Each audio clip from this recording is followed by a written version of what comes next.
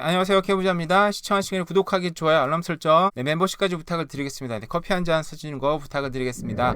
공짜 돈이 밀려오고 있습니다. 연방정부에서 식료품 비용 환급 다음 달 시작을 합니다. 독신 남녀 최대 234달러. 그러니까 이게 지금 너무 물가가 비싸다 보니까 연방정부에서, 한편에 우리는 인플레이션 늘 걱정을 하는데 연방정부에서는 다시 이제 돈 풀기를 하고 있습니다. 그러니까 제가 볼 때는 이런 건 이제 예전에 여러 번 얘기를 말씀드리긴 했는데, 이게 이제 정치인 거죠, 그죠? 한쪽에서 인플레이션 때문에 우리 잡을게 하면서 막 금리를 팍팍팍 올렸어요. 근데 그게 너무 힘들잖아요. 또 한쪽에서는 또 돈을 풀어주고 있어요.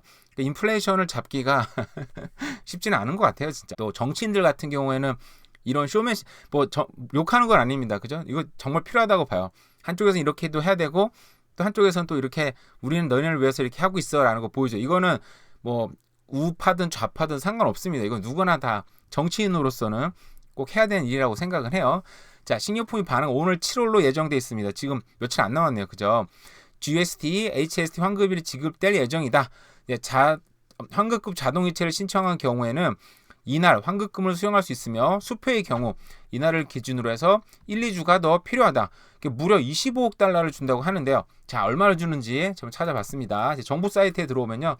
자, 당신이 싱글이라면, 결혼하지 않으셨으면 234불. 싱글인데 자녀가 있다. 한 명 있다. 387불. 싱글인데 자녀가 2명이다. 467불. 4명까지는 628불. 네. 쉽지는 않겠죠, 저게. 결혼하신 분이다. 그리고 자녀가 없으면 306불. 네, 한 명 있다. 387불. 자녀가 2명이다. 467불. 이 자녀가 18세 이하겠죠? 그럼 저도 받는다는 얘기인데, 우리 애들이 아직 18세는 안 됐으니까. 그래서 저도 이 정도 받게요. 500불 가까이 들어옵니다. 그죠? 근데 이게 어카운트, 저도 자동 환급금 신청해 놨어요. 그래서 계좌에 꽂히는 순간 이자로 확 날라요. 뭔가로 확 날라요. 그죠? 저걸 좀 제대로 쓰려면 받자마자 뽑아서 캐시를 뽑아서 따로 보관을 해놔야 제일 지금 뭐 나중에 휴가 때 뭐 밥이라도 먹는다든지 그렇게 좀 아낄 수 있는데, 이게 들어오자마자 확 나가버리면 안 되니까. 어쨌든 다음 달 줄라이니까 이게 뭐 며칠인지 저도 잘 모르겠어요. 저도 언제인지 잘 모르다가 어느 순간 통장을 확인할 때 꽁돈이 들어와 있으면 화들짝 놀라면서 세금이 환급이 됐구나라고 생각을 하는데, 어쨌든 여러분 7월 달에 다시 이 정도의 환급금이 들어온다고 합니다. 공짜 돈이 물려오고 있습니다. 네, 인플레이션이 꺾였나? 캐나다 물가가 2년 이래 최저 5월 물가 상승률이요 3.4%밖에 안 났습니다. 여러분들 이 내용 다 아시잖아요, 그죠? 근데 제가 얘기하고 싶은 건, 이 기사를 봤잖아요, 우리가. 근데 휘발유 가격 크게 하락. 네, 휘발유 가격이 오늘 지금 얼마입니까, 그죠? 지금 센트로 표시라니까 200이 넘었어요. 210까지 왔다 갔다 했거든요. 오늘 아침에 제가 잠깐 나갔다 왔는데 197 막 이러더라고요. 자, 휘발유 가격이 크게 하락을 했나요, 그죠? 전혀 그렇지 않습니다. 그 기사 내용을 보면은, 지난 내용이니까 보면은, 자, 모기지 대출은 작년 도비 30%가 증가를 했다고 합니다. 그러면 지금 막 사람들이 집을 엄청나게 샀어요. 식용유가 무려 20.3%, 빵류는 15%, 시리얼이 13.6%, 엄청나게 올랐네요. 지금 식료품 회사들이 지금 돈을 많이 벌겠네요. 뭐 켈로그 같은 회사들. 근데 이제 물가가 저렇게 떨어지게, 휘발유가 떨어졌다는, 휘발유 가격은 지금 엄청나게 올랐거든요. 그러니까 이게 저희가 보는 통계는 한 달 이상 늦은 거라는 거. 이걸 주고 생각을 하셔야 됩니다. 그러니까 우리가 부동산 통계도 사실상 한 달 가까이 늦게 나오는 통계를 보고 우리가 와 이렇게 됐다 하는데, 부동산 시장도 통계가 나올 때랑 지금이 또 굉장히 많이 다르거든요. 한 달이면 굉장히 긴 시간 아닙니까, 그죠? 여러분도 어떤 걸 너무너무 사고 싶은데 한 달 기다려 하는 순간 너무 답답하잖아요. 한 달 어떻게 기다리고 있어? 그 사이 누가 사가면 어떻게? 그러니까 이 부동산도 통계와 현장에서 뛰는 건 굉장히 많이 다르다는 생각이 들어요, 사실은. 그래서 저는 업자가 아니니까, 부동산업을 하지 않으니까 솔직히 현장을 어떻게 되나 잘 모르는데, 저 주변에 집 살려는 사람이 많다 보니까 그런 분들 얘기를 가끔 듣거든요. 그거하고 통계 다르더라고요. 제가 얘기하고 싶은 건, 통계하고 굉장히 말이 다르다. 결국 우리가 이건 또 휘발유 전년 동기 18.3%가 떨어졌고요. 전월 대비 0.8%가 떨어졌다고 하는데 실제로는 엄청나게 올랐습니다. 그죠? 그러니까 통계랑 많이 다르다. 그래서 지금 나오고 있는 얘기가 금리 인상. 이 꺾였는데도 TD 어떤 경제학자가 이번에 금리 인상 할 것 같아라고 해서, 아니 왜 물가 상승 3.4%면 지금 그 목표치인 2% 3% 사이에 지금 다가왔는데 왜 올리지? 저는 변동금리 아직도 내고 있습니다. 저번에 올려서 또 올라갔어요, 금리가. 모기지가 또 올라갔어요. 그래서 너무 짜증나는데, 왜 올려, 미친 거야 라고 생각을 했는데, 지금 다시 또 물가가 되살아나고 있다는 거죠. 그래서 파월도 연속금리 인상을 배제하지 않겠다. 네, 그래서 7월, 9월 2번 연속 올리겠다. 근데 미국이 계속 저렇게 올리면 세계 달러가 미국으로 이제, 왜냐하면 미국 달러가 이자를 많이 주는 거잖아요. 달러에 대해서 그 전 세계 달러가 미국으로 이제 몰려 들어가잖아요. 캐나다도 캐나다 달러 있지만 미화 달러가 미국으로 가면 캐나다 좋을 게 없죠. 그래서 아마 캐나다도 같이 올릴 가능성도 있겠다 생각이 듭니다. 그래서 물가가 아직 끝나지 않았다라는 생각이 들어요.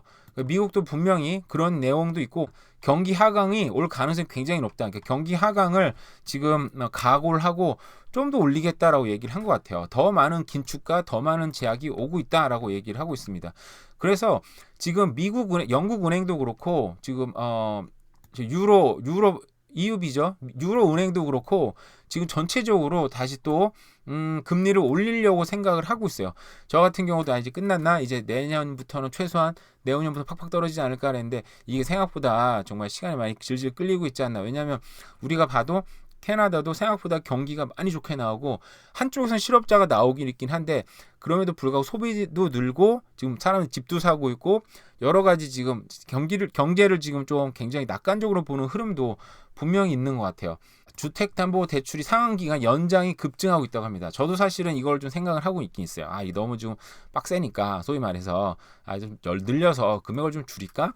그리고 늘리면서 그냥 원금 갚는 것만 가서 내 삶에 지금 조금 그 여유를 가질까? 왜냐면 저는 이것도 그렇고 사채도 있고 삶이 굉장히 빡빡하잖아요. 그러다 보니까 그런 생각을 하고 있는 거죠. 거듭된 금리 인상으로 인해서 집 소유자들은 이를 갱신할 때 상환 기간을 늘리고 원금 대신 이자만 갚는 기간을 포함하는 방안을 선택하는 경우도 늘고 있다. 네, 뭐 방금 말씀드린 대로 그렇고요. 그러다 보니까 근데 이건 전문가들은 물론 바람직하지 않아. 이게 인상될 때마다 상환된 금액이 올라오고 이자가 커지는데 나중에 이렇게 안 되고 원금도 갚아야 되는데 이러다가 이자까지 못 갚는 상황이 놓이면 어떡할 거야. 그러면 집이 경매로 넘어가겠죠. 그죠? 그래서 이건 바람직하지 않다. 근데 이 사람들도 왜 이렇게 써요? 더 이상 버티기가 너무너무 쉽지 않으니까 뭐 이렇게 할 수밖에 없겠죠. 그래서 모기지 담보대출 기간을 30년 이상 하는 건수도 증가를 하고 있는데 지금 35년이 26%. 근데 35년을 할 수 있었나요? 전 옛날에는 가능했는데 지금은 안 된다고 그냥 알고 그냥 35년 생각도 안 했는데 35년이 있나 봐요. 그래서 저도 35년이 있으면 35년 선택을 했을 텐데 저 같은 경우는. 왜냐면은 이자를 많이 내긴 내죠. 근데 결국 이자 많이 내긴 내는데 그 이자를 내가 갚는 게 아니고요. 이 집을 팔면 집을 사는 사람이 갚아주는 거니까 저는 뭐 저 상관 40년 있으면 40년 바로 할 것 같은데 그죠? TD뱅크에서도 35년 상환 기간이 25% 거의 비슷하죠? 26%, 25.2% 거의 비슷하죠? 4분의 1은 그렇게 했다고 합니다.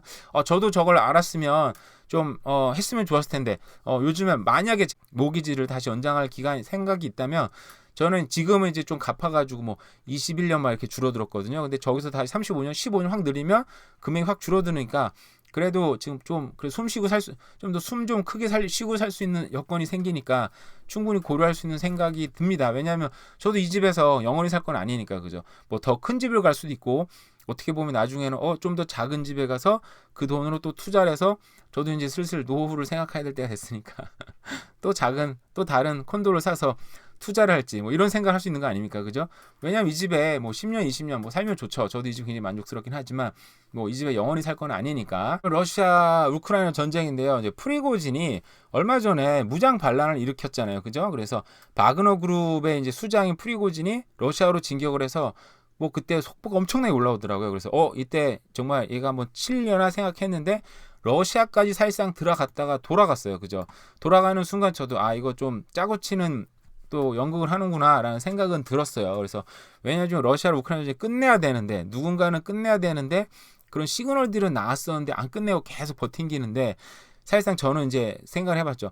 푸틴이 계속 저걸 계속 질질 끌고 갈 수 있을까? 왜냐하면 정말 싸구려 가격에 기름도 중국에 팔고 있고 이런 상황이 지금 중국이 엄청나게 지금 혜택을 보고 있고 어떻게 보면 지금 러시아가 옛날에 우리가 미국과 러시아가 뭐 대결 구도라고 생각한 부분이 있었었는데 그게 완전 딱 날아가고 지금 러시아랑 중국이 지금 세계 2강 체제를 구축을 하다 보니까 러시아 얼마나 배가 아픕니까? 러시아가 중국 굉장히 싫어하거든요. 역사적으로 봤을 때. 그래서 이걸 빨리 좀 끝내고 이제 정상화 시켜야 될 텐데 라는 생각을 했었는데 그래서 얘가 지금 이렇게 어떤 치고 나감으로써 협상의 여지? 우리가 좀 이렇게 힘들어졌으니까 좀 이제는 이제 협상해서 전쟁을 끝나자라는 그런 카드로 쓰인 게 아닌가라는 생각이 들어요. 근데 저도 지금 여기에 대한 확신은 다른 기사를 좀 보고 있는데 요게 확신은 없고 그냥 이렇지 않았을까? 왜 안 그러면 러시아까지 치고 들어가는데 그 사이에 전쟁이 전혀 없는 것 같더라고요. 보니까 방어진이 있었고 방어선이 무너졌나 싶은데 그런 방어선도 없었는지, 그리고 그 사이에 다른 뭐 로켓 여단이라든지 여러 여단 뭐 사단들이 또 동참한 부분도 있고, 그래서 이 바로 무너지나 근데 무너지진 않았어요. 근데 그런 거 보니까 아마 둘이 연극 친 게 아닐까. 아마 여기에 대해서 제가 다른 기사 좀 읽고 만약에 또 생각이 나는 부분이 있으면 또 얘기를 해드리도록 하겠습니다. 네, 또 이상으로 또 대략 살펴본 경제 뉴스였습니다. 남은 하루도 잘 보내세요. 감사합니다.